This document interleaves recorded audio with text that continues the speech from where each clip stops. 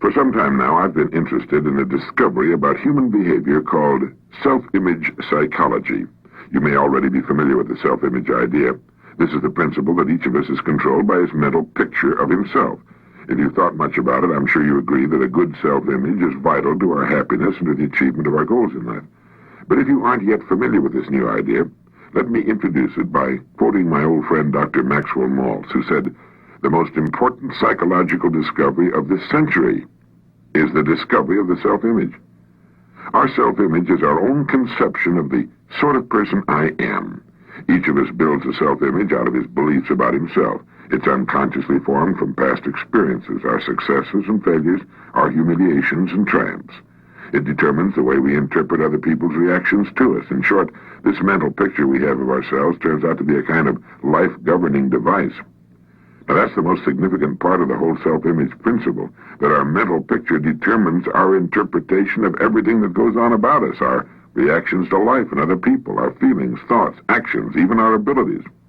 We are the person we believe ourselves to be, if we're anywhere near normal, and we're consistently that person in everything. Now, it's interesting, isn't it? It's exciting, too, when we realize that our self-image can be changed. If for one reason or another we've developed an image that's too limited to permit our achieving maximum results in life, that image can be enlarged, improved.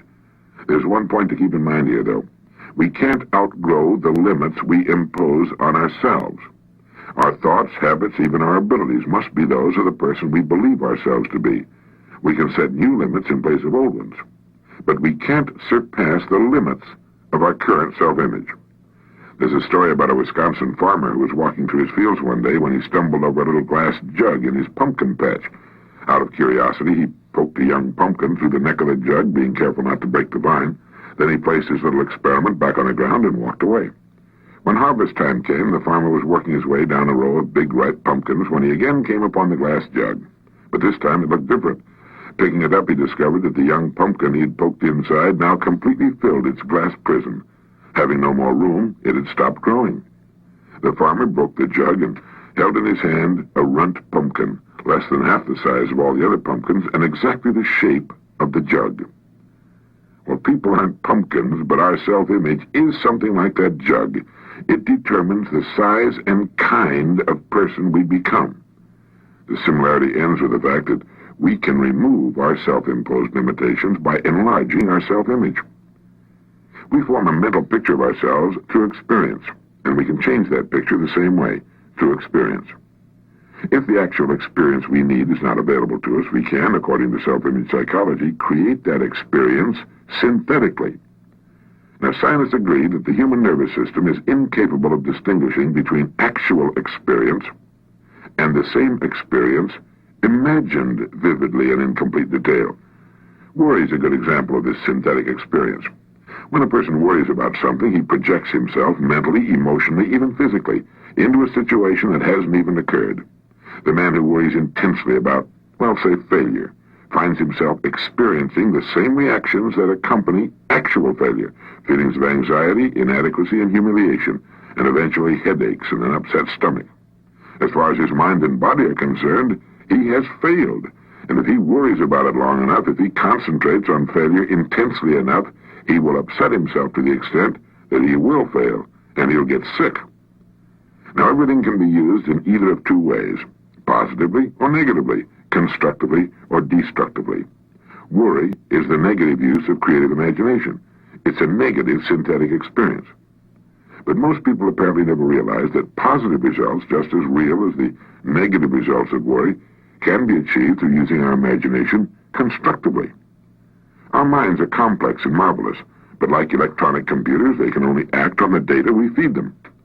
The man who worries about failure is unwittingly defeating himself.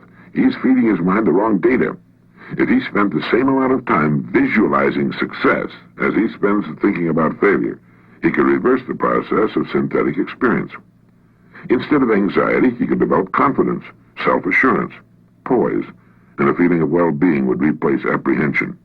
By concentrating on the success he desires, by synthetically experiencing that success, he can expand his self-image into that of a person for whom success is normal, expected. Why not practice holding the self-image of the person you most want to become? this is the person you can become. If you feel you'd like to enlarge your self-image, then I'd like to invite you to join me in some image building. During the next few weeks, listen to this message at least once a day. This way you'll firmly implant in your mind the concept of the self-image. Use your spare moments to concentrate on your goals and the greater success you seek. Analyze your past successes and formulate ways your success can be increased in the future. While on the way to work, between appointments, while waiting to see a client, these are all excellent times for directing your attention to positive, constructive thoughts. Put more into the positive use of your imagination than you ever put into its negative use, worry. You're merely reversing the same creative process. Now it's working for you instead of against you. Now, since the mind works best when we feed it only one set of instructions, do not worry if you can help it during the course of this exercise.